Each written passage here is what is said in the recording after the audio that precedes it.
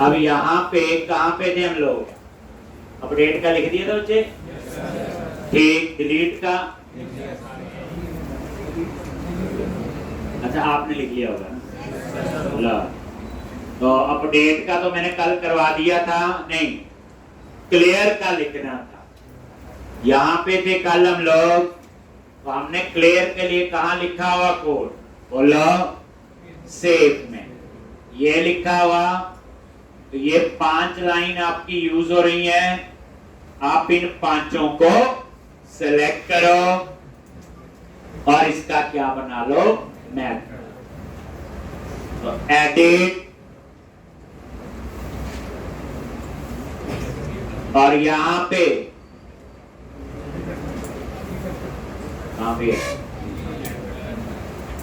और ये extract method, और ये नेम दे दिया क्लियर है।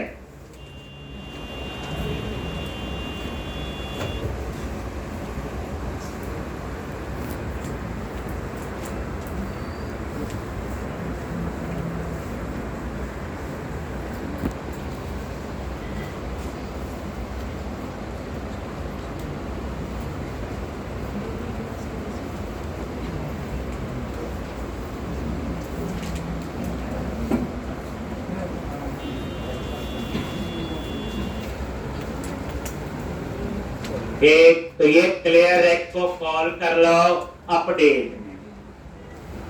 तो ये जो क्लियर रेक आपने बनाया, इसको कहां कॉल कर लो?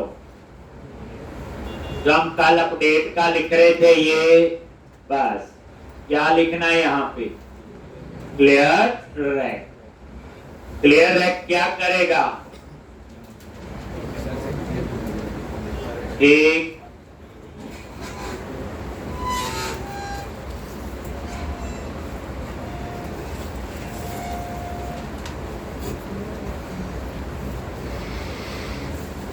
अब यहां पे ये देखो, तो ये था अपडेट का कोड।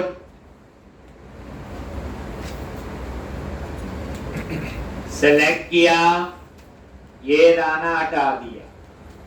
अपडेट पे क्लिक करो, अपडेट भी हो गया। ये देखो, और टेक्स्ट बॉक्स खाली भी। ठीक। अब हम चाहते हैं इसको सेलेक्ट करो, गलत डेटा ऐड हो गया। डिलीट के क्लिक में वो डिलीट होना चाहिए। तो क्या लिखो? एक डिलीट बटन पे डबल क्लिक किया, और ये पूरी रिवीजन है। SQL command cmd is equal to new SQL command, और कमांड टेक्स्ट में दे दिया del m स्टोर प्रोसीजर का नेम, और कॉन में कनेक्शन, और यहां पे cmd डॉट कमांड टाइप, और ये बता दिया command type dot store procedure. और del m में एक पैरामीटर होता है, वहां क्वेरी लिखी होती delete from table name,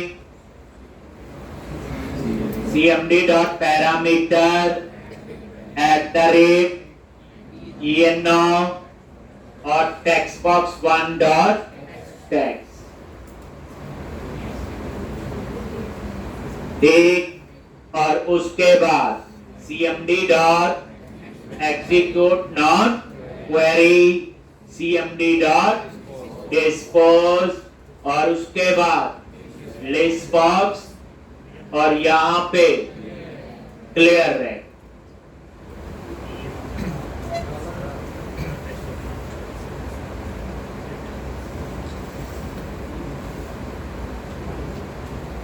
spread और क्लियर है। ठीक है जी। तो इस तरह से ये हो गया आपका सेव, अपडेट और डिलीट। बस वहां del m की जगह इनलाइन क्वेरी थी।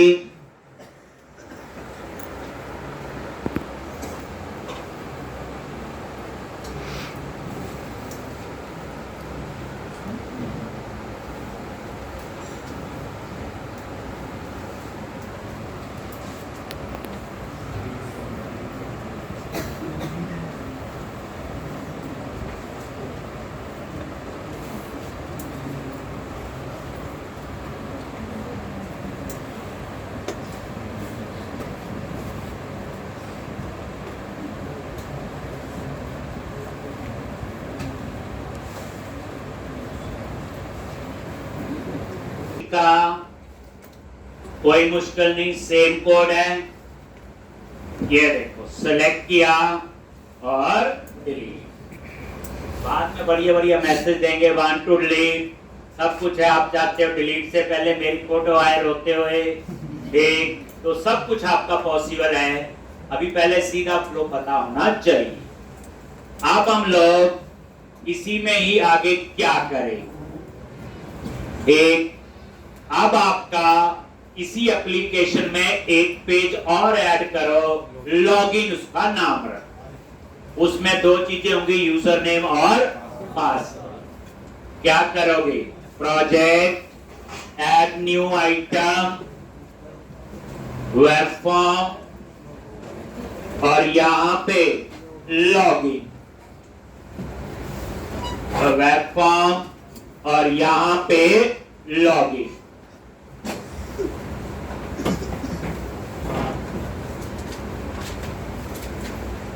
ये लॉगिन की स्क्रीन है। सॉल्यूशन एक्सप्लोरर में गए और इस लॉगिन वाले पेज को स्टार्टअप पेज बना। तो लॉगिन पे राइट क्लिक किया, set as start page. Login पे राइट क्लिक किया, सेट एज स्टार्ट पेज। ठीक है जी, इस तरह तो लॉगिन डॉट ASPX ये आपका पेज है, स्टार्टअप पेज इसे बना। Right click, set as start page.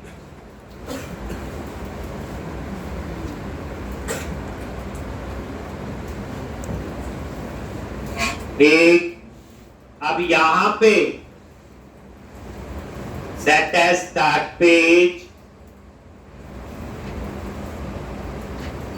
अब ये लॉगिन स्क्रीन है, तो यहां पे पहले क्या करोगे, यूजर नेम, उसके लिए आप क्या लगाओ, टेक्स्ट बॉक्स यूजर नेम के लिए, और इसी तरह से दूसरा पासवर्ड और उसके लिए टेक्स्ट बॉक्स। लेकिन पासवर्ड स्क्रीन पे नजर नहीं आना चाहिए, जल्दी होता ही है।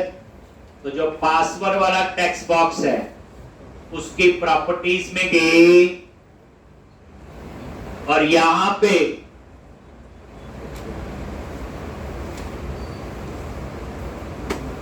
एक प्रॉपर्टी होगी टेक्स्ट मोड। कौन सी, टेक्स्ट मोड, वहां चूज कर लो पासवर्ड। क्या चूज कर लो, पासवर्ड।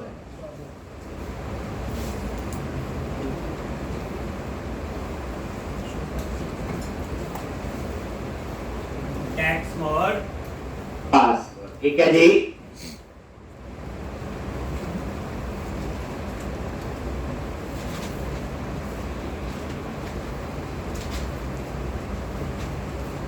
एक टेक्स्ट मोड पासवर्ड,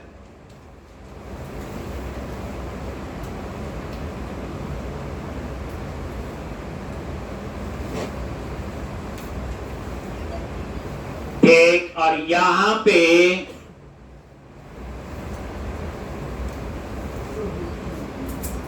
ये लॉगिन का बटन लगा लो। एक, ये लॉगिन,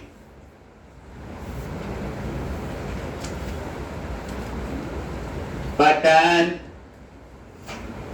और यहां पे एक लेबल लगा लिया, इसमें मैसेज देना रॉन्ग यूजर रॉन्ग पासवर्ड। तो ये simple label control standard category में है, वैसे ड्रैग ड्रॉप कर दी। यहां मैसेज दूंगा wrong user name wrong password, और ये लॉगिन का अपने बटन लगा। ठीक, उसके बाद एक बार इसको रन करके देख लो।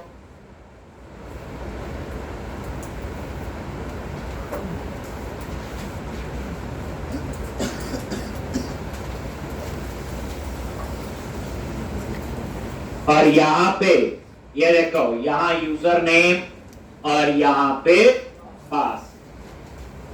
क्लियर है? और लॉगिन बटन में चेक करेंगे यूजर पासवर्ड ठीक है कि गलत। उसके लिए हमने एक स्टोर प्रोसीजर बनाया था जिसका नाम क्या रखा हुआ, लॉगिन चेक। याद है? अगर आपका यूजर गलत है तो वो रिटर्न करता है -1, पासवर्ड गलत है तो वो रिटर्न करता है -2, यूजर पासवर्ड ठीक है तो रिटर्न करता है 1। ठीक, अब यहां पे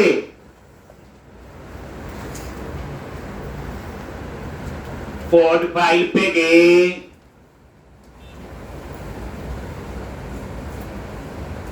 ठीक, आगे यहां पे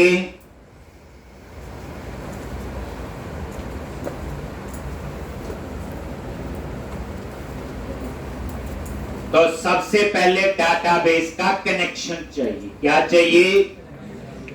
आप बोलोगे एम्प्लॉय वाले पेज पे बनाया तो है, अभी हमें इतनी ASP.NET नहीं आती कि एक पेज का डाटा दूसरे पे एक्सेस कर पाए। जब वो आता होगा तब वो देखेंगे। तो अभी तो आपको दोबारा से बनाना पड़ेगा। इस पेज पे कैसे बनाते हैं, वही तीनों नेम स्पेस ऐड कर लो। System dot data namespace, उसमें सारी क्लासेस हैं जो किसी भी डाटाबेस के साथ यूज हो सकती। किया हुआ, थर्ड टाइम सेम कोड लिख रहे हैं, dot SQL client using system dot configuration.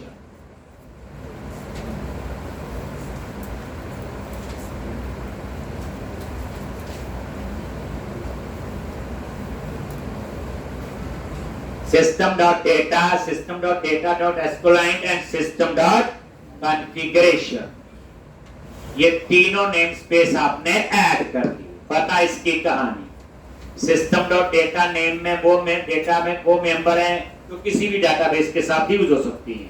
system.data.sqlite में वो मेंबर हैं जो सिर्फ माइक्रोसॉफ्ट एसक्यूएल सर्वर के साथ यूज होंगे। और system.configuration में वो मेंबर हैं जो वेब कॉन्फ़िग के साथ यूज होंगे। ऐसे याद रख सकते हो। अब आप नीचे क्लास में आ जाओ, क्या लिखोगे, बोलो एसक्यूएल कनेक्शन। और ये वही क्लास है जो माइक्रोसॉफ्ट सीक्वल सर्वर के साथ कनेक्शन बनाने के लिए यूज करते हैं। सेम कोड थर्ड टाइम तो मैं ही लिख रहा हूं, दो बार आप भी प्रैक्टिस करोगे। खुद सोचो कितनी बार आपने ये लिख ली। अब पेज लोड में आ जाओ, कॉम डॉट कनेक्शन स्ट्रिंग, पहली बार पढ़ाया होता, बताया होता है। तो एसक्यूएल कनेक्शन आपकी क्लास है जो माइक्रोसॉफ्ट सीक्वल सर्वर के साथ कनेक्शन बनाने के लिए यूज होती है। बताया हुआ, ये एक सील्ड क्लास है जिसे इनहेरिट नहीं कर सकते। और ये देखो, configuration manager dot connection string. अब कॉन्फ़िगरेशन मैनेजर जो है ये एक स्टैटिक क्लास है। कौन सी क्लास है ये? स्टैटिक। और स्टैटिक मेंबर को हम क्लास के नेम के साथ एक्सेस करते हैं, ऑब्जेक्ट बनाने की जरूरत नहीं है। यानी मतलब जितनी बार पढ़ो अलग अलग तरीके से आप याद रखो, अपने आप पता चल जाएगा। पहचान है ना, पहले क्लास का नाम है तो अंडरस्टूड है। अगर स्टैटिक क्लास है तो ऑब्जेक्ट नहीं बनाऊंगा, नॉन स्टैटिक होगी तो ऑब्जेक्ट। जैसे SQL connection class non static है, मुझे क्लास का ऑब्जेक्ट बनाना पड़ा, तभी कॉन डॉट कनेक्शन स्ट्रिंग चला आपका। और पेज लोड में आप कनेक्शन को ओपन करेंगे, लेकिन वहां चेक करेंगे ये कनेक्शन पहले से नहीं ओपन, अगर ये क्लोज है तो ही कनेक्शन को ओपन करें। कहानी पुरानी, बस बैठ के ना प्रैक्टिस कर लिया बस, बाकी सब आ जाए। नया शुरू करेंगे मुश्किल लगेगा एक दो बार, अंडरस्टूड है, इसमें तो कुछ भी हो। और सबसे अच्छी बात है कि जब हम प्रोजेक्ट बनाते हैं तो इतना सीखते हैं, इन पढ़ाई का कोई फायदा नहीं है जब तक हम प्रोजेक्ट नहीं बना पाए। प्रोजेक्ट में देखना आप अपने आप को रेट करो 1 to 10। पहले 2 महीने में आप 1 to 10 से लेके 1 to 2 तक ही पहुंचोगे पहले 2 महीने में। लेकिन जैसे 2 महीने का प्रोजेक्ट शुरू होगा, विद इन 10 डेज आप 1 to 6 पहुंच जाओगे। आपको अपना लेवल खुद पता चल जाएगा कि कैसा है, कैसा होना भी चाहिए। अब यहां पेज लोड में आगे एक बॉन्ड डॉट स्टेट और यहां पे कनेक्शन स्टेट डॉट क्लोज और यहां क्या लिखा, बॉन्ड डॉट ओपन। तो कनेक्शन स्टेट क्या है, ये एक इनम्बरेशन है। क्या ये इनम्बरेशन पर ही होती है। अब खुद सोचो, कल को प्रोजेक्ट में भी करेंगे यूज और पता चलेगा, क्योंकि असली पता चलेगा जब हम बनाएंगे खुद।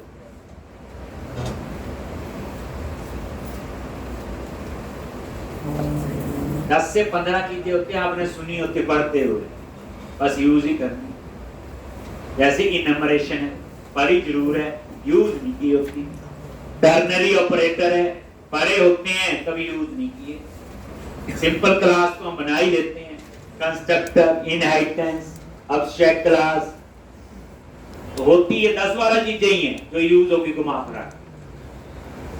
और अब आप लोग, तो ये आपने क्या किया, पेज लोड में कनेक्शन एस्टेब्लिश कर लिया। अगर कोई एरर होगी तो कौन डॉट ओपन पे वो एरर देगा। तो ये सेम कोड मैंने 3rd टाइम मैंने ही लिख दिया। अब अगला क्या है, अब लॉगिन का लिखिए। तो आप थोड़े एक्सपर्ट हो गए हो पहले से, रीयूजेबिलिटी का भी ध्यान रख रहे हो। मान लो ये लॉगिन वाला कोड बार बार चाहिए, तो एक तरीका तो ये है कि लॉगिन बटन पे डबल क्लिक करो, वहां लिख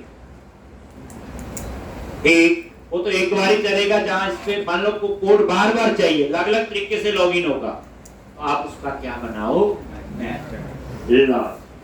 तो यहीं पे आ जाओ पेज लोड के बाहर। ठीक, आप एक बार रन करके देख लो, अगर पेज लोड ठीक ओपन हुआ है, ठीक कनेक्शन ओपन हुआ है, तो फिर डाटाबेस के साथ आपका कनेक्शन बन गया, कोई एरर नहीं। एक, अब यहां पे प्राइवेट, इसी के नीचे एक मेथड बनाओ। प्राइवेट का मतलब क्या है, मैं इसी क्लास के अंदर यूज कर सकता हूं, क्लास के बाहर यूज नहीं कर सकता। करना होगा तो पब्लिक बना, अभी प्राइवेट। और ये देखो, ये इसकी दे दी रिटर्न टाइप, और यहां पे मेथड का नाम दे दिया चेक यूजर, और इसमें 2 पैरामीटर, यूजर नेम और पासवर्ड, ये 2 पास करेंगे। तो ये मेथड है। अब इस मेथड को पूरी क्लास में मैं जितनी मर्जी बार यूज कर सकता हूं। और यहां पे चेक यूजर में रिटर्न टाइप क्या दे दी, इंटीजर। ठीक, अब हम यहां क्या लिखेंगे, एसक्यूएल कमांड, बात तो वही है।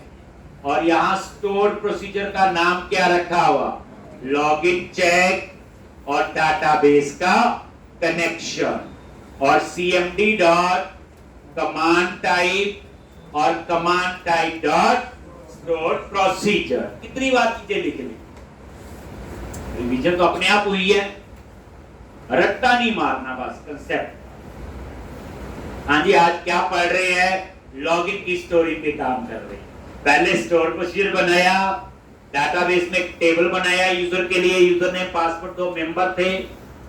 फिर लॉगिन चेक नाम का स्टोर प्रोसीजर बनाया, उसमें 2 पैरामीटर पास किए, यूजर नेम पासवर्ड।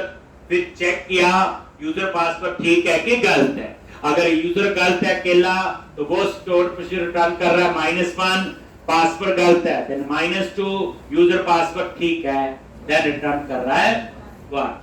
अब इसमें कोड थोड़ी याद रखना, इफ ऐसे लिखा, ऐसे बनाया, नहीं।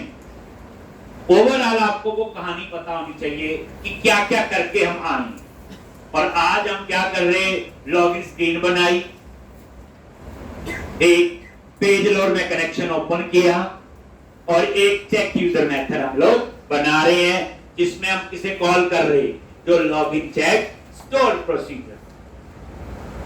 समझ आगे बात? कोड लिखने से पहले आपके माइंड में क्लियर पिक्चर होनी चाहिए सिंटैक्स में कि मैंने आगे क्या। तो अब ये देखो, ये जो लॉगिन चेक स्टोर भी बनाया था इसमें दो पैरामीटर है, याद है? ऐड विद वैल्यू, एक यूजर नेम के लिए वो यहां से पास होगा parameter dot add with value @user password ऐसे।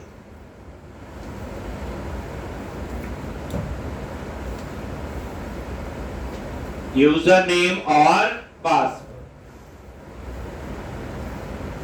हो गए दो पैरामीटर। यूएन और यूपी क्या है बोलो? दो पैरामीटर हैं और ये दोनों पैरामीटर कहां बनाए हैं? Login check. ना याद आए तो सर्वर एक्सप्लोरर में जाके देख लो कि सच में ये बनाए थे कि नहीं। और यू और पी तो ये दो पैरामीटर जो यहां पे भी। अब ये स्टोर प्रोसीजर वैल्यू रिटर्न कर रहा है। क्या कर रहा है? रिटर्न। अगर होता C++ का फंक्शन तो मैं ऐसे लिखता इंट ए और आगे फंक्शन का नेम, वैल्यू रिटर्न होके उसमें आ जाता। लेकिन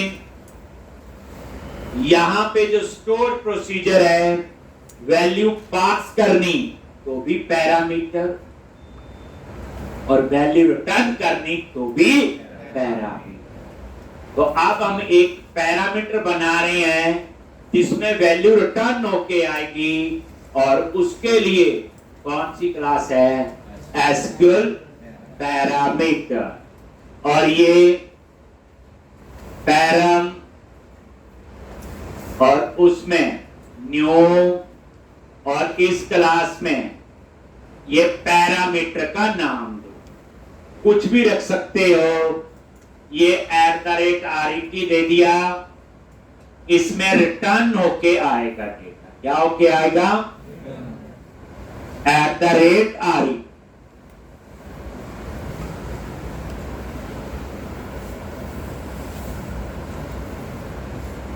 एक और इस पैरामीटर की डाटा टाइप क्या होगी? इंटीजर ही हो सकती है क्योंकि स्टोर प्रोसीजर जो रिटर्न करता है वो इंटीजर ही करता, लिखवाया था मैंने।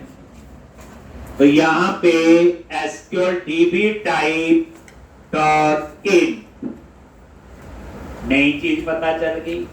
पैरामीटर बनाने के लिए कौन सी क्लास है? SQL parameter. नई क्लास जब भी पढ़ो F12 प्रेस करो। लॉजिक अगेन ये क्या है? सील्ड क्लास है। कौन सी? SQL parameter. और न्यू के बाद क्या है?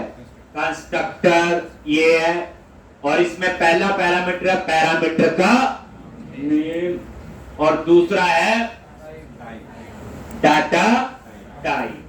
तो डेटा टाइप के लिए क्या यूज कर रहे? SQL dB type. तो F12 प्रेस करो, एसक्यूएल डीबी टाइप और ये भी इनमरेशन है। और system dot data name space में। और इसमें अंदाजा तो लगा गया होगा, इसमें सारी की सारी सीक्वल की क्या है? Data type. Microsoft SQL server. तो एसक्यूएल डीबी टाइप में क्या आपकी सारी डेटा टाइप। एक किसकी? माइक्रोसॉफ्ट एसक्यूएल सर्वर की। और ये डेटा टाइप कौन सी दे दी? इन। चलो ये पैरामीटर बन गया, तो फिर ये पैरामीटर की डायरेक्शन दो। अब कैसे पता चलेगा कि इस पैरामीटर में डेटा रिटर्न होके आएगा? तो इसकी अलग अलग डायरेक्शंस होती हैं, लिखोगे। जैसे पूछना types of parameter in store procedure in Microsoft SQL server. Types of parameter कौन सी टाइप के होते हैं? Number 1 input, number 1 input, number 2 output, number 1 input, number 2 output, number 3 input output. Generally हम 3 बोलते हैं। इनपुट वैल्यू पास करने के लिए, आउटपुट वैल्यू रिटर्न करने के लिए। इनपुट आउटपुट दोनों का वैल्यू पास भी करनी है और वैल्यू रिटर्न भी करनी। ऐसा पैरामीटर जिससे हम दोनों काम करते हैं, इनपुट भी और ठीक।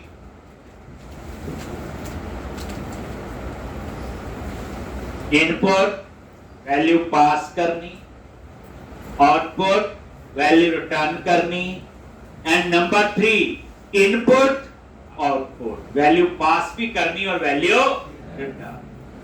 जनरली कोई पूछे वे SQL सर्वर में कौन कौन सी टाइप्स के पैरामीटर होते हैं, types of parameter in stored procedure, तो we have 3 types, input output input output, यही आंसर है।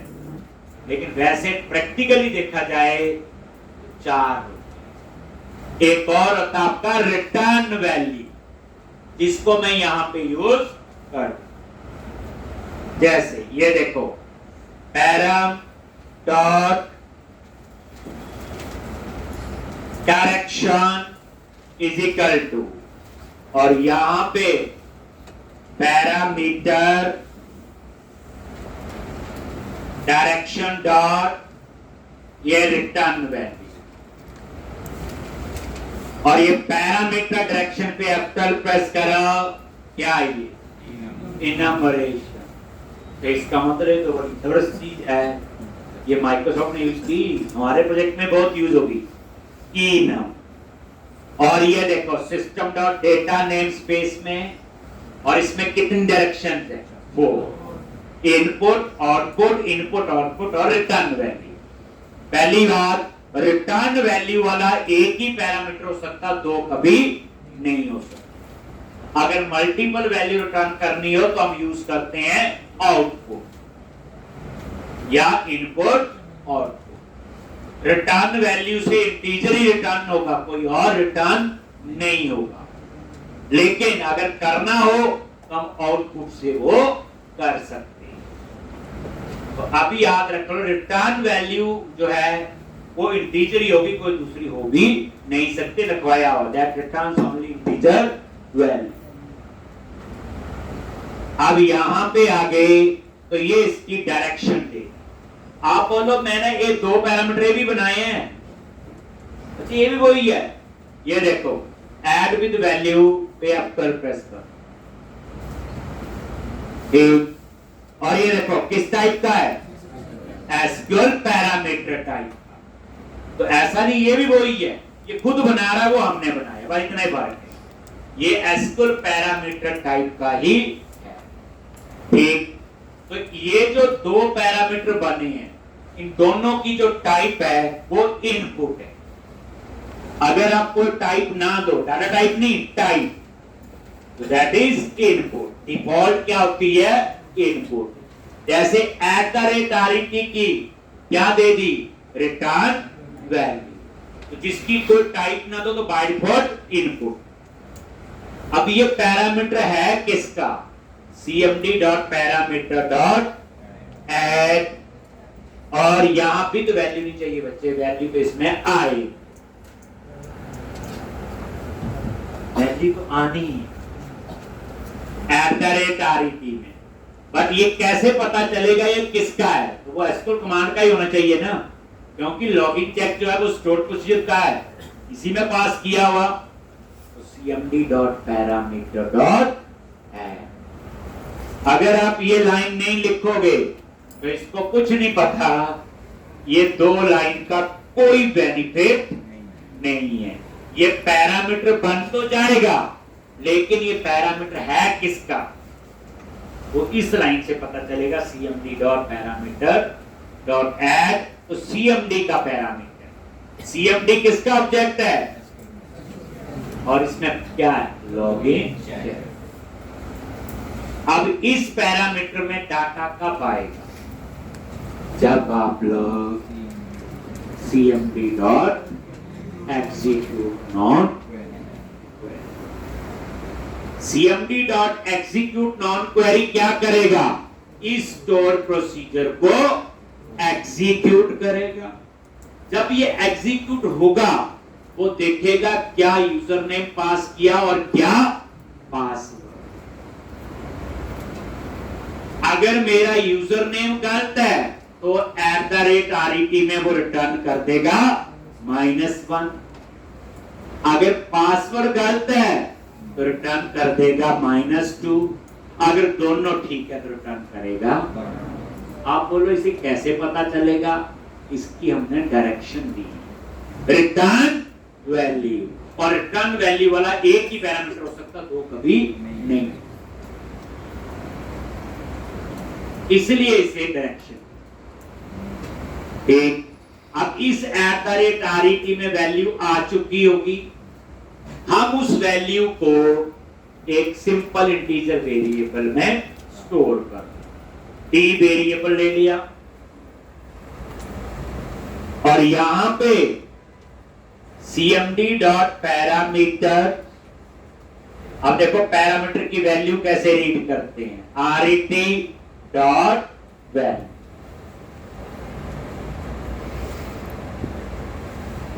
इसकी वैल्यू RET में क्या आया है, बट ये हमें एरर दे रहा है। इसमें पता क्या आया होगा, या तो 1 या -1 या -2। वो वैल्यू मेरे t वेरिएबल में स्टोर होनी चाहिए, लेकिन ये एरर दे रहा है। तो आप इस पे माउस लेके जाओ, can not convert object to int.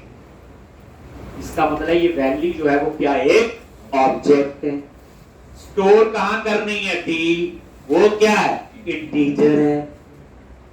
तो फिर आप क्या करो, इसको कन्वर्ट डॉट टू int 32 और इसे कन्वर्ट कर दिया इंटीजर। अब एरर चली गई। अब आपके माइंड में क्वेश्चन आया है कि @RET तो ऑलरेडी इंटीजर है, ऑलरेडी इंटीजर है, तो फिर मैं इसे इंटीजर में दोबारा कन्वर्ट क्यों कर रहा हूं।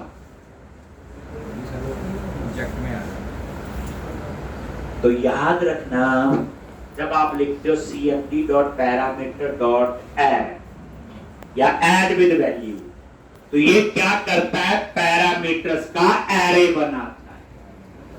जैसे CMD dot parameter dot add with value you है, एक पैरामीटर बन गया, दूसरा ऐड हो गया, ऐड विद पैरामीटर या ऐड वैल्यू एक ही बात।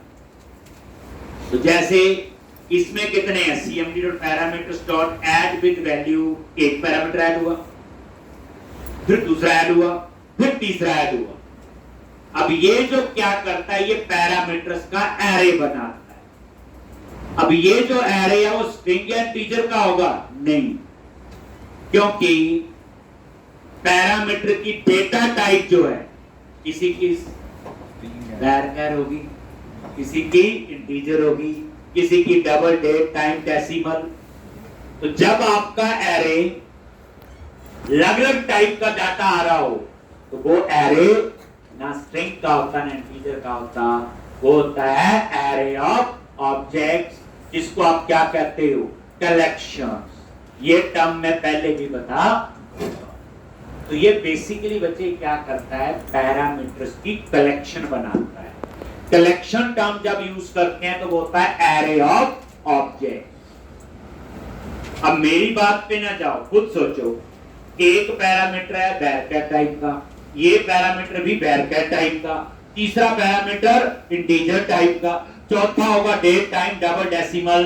तो जब अलग अलग टाइप का डाटा होगा तो वो एरे स्ट्रिंग या इंटीजर का नहीं होता, वो होता है एरे ऑफ।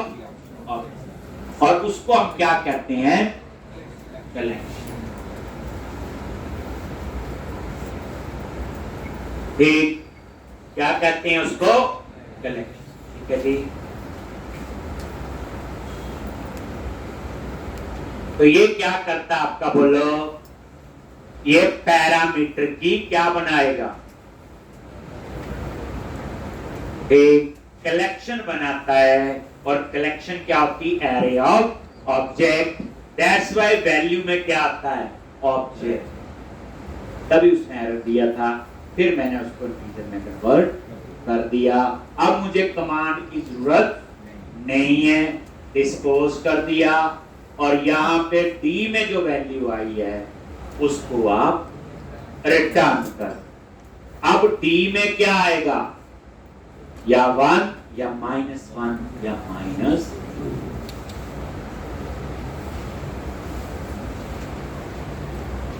अब इस चेक यूजर को हम कॉल करेंगे लॉगिन बटन के क्लिक।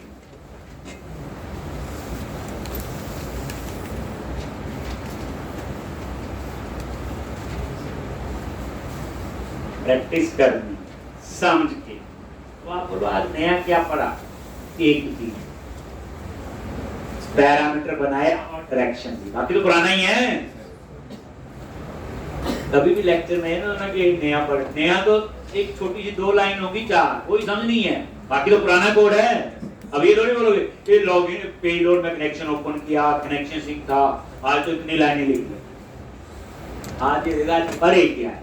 एक ही बस, एक पैरामीटर बनाया, डायरेक्शन दी और ऐड किया।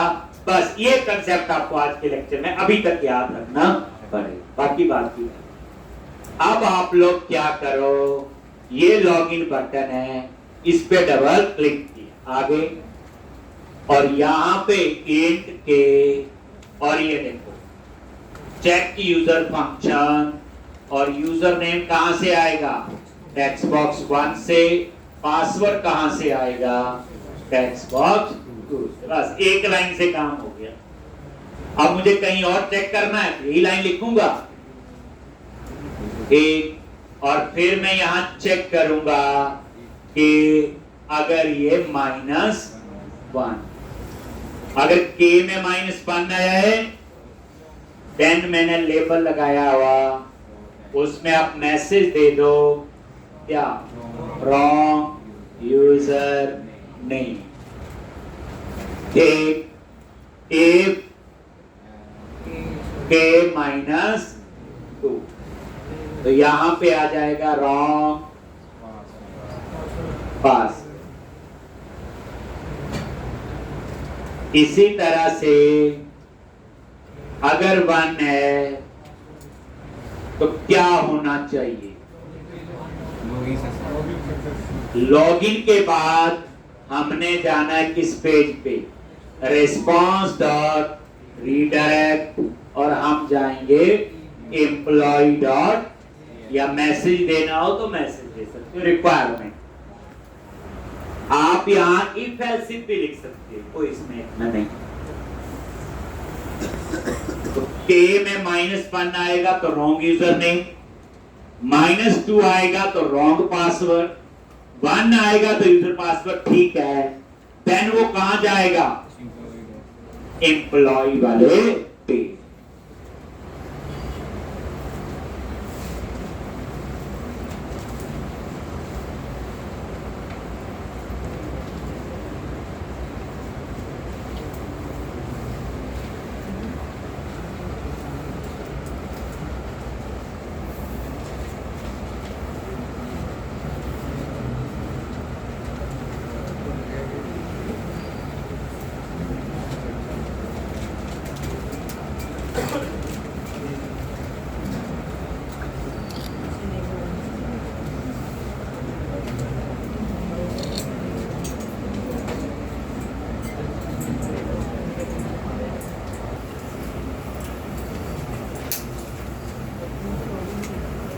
अब इसे टेस्ट करेंगे, तो टेस्ट तो तब होगा जब यूजर टेबल में डेटा होगा। टेबल तो बेचारा खाली है, तो अब मैं नहीं लिखूंगा सेव अपडेट डिलीट ऑलरेडी हम लिख चुके हैं इनलाइन क्वेरी से भी और स्टोर प्रोसीजर से, अब हमें आता है।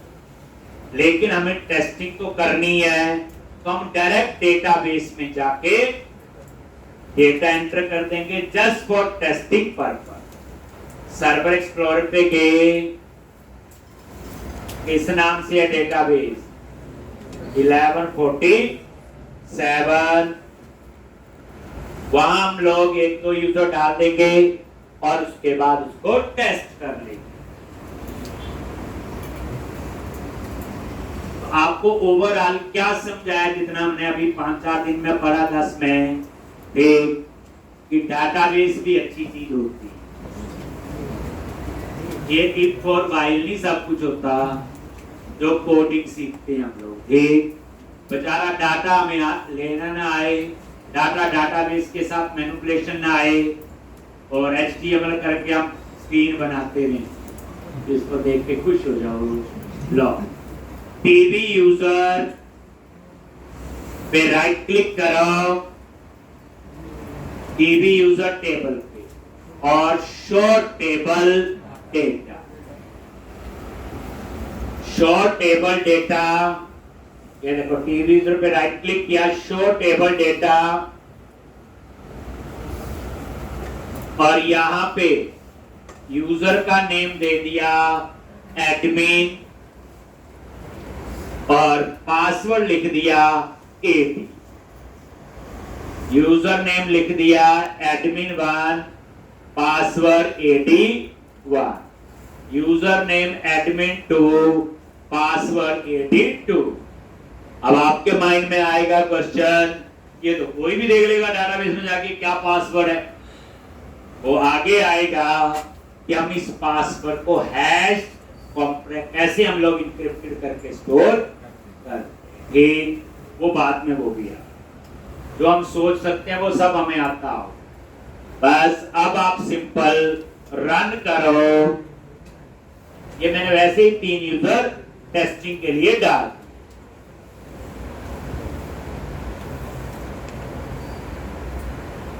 देखो यूजर भी गलत और पासवर्ड, और ये देखो रॉन्ग यूजर नेम।